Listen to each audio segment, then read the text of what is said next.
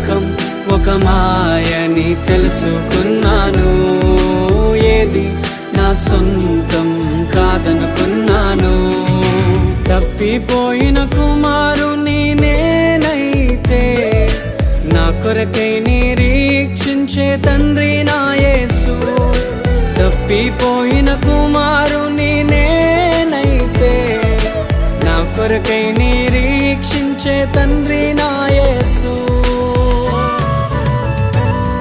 ఈ లోకమంతా నేను వెతకినా నాకు లేదయ్యా ఎక్కడా ఆనందం. నీ సన్నిధిలో ఒక్క క్షణం గడిపి